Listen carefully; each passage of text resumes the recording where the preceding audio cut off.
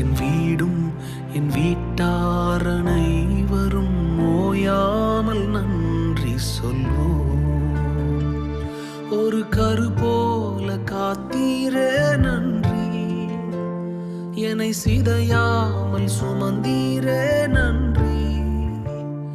ஒரு கரு போல காத்தீரே நன்றி, என்னை சிதையாமல் சுமந்தீரே நன்றி. எபினே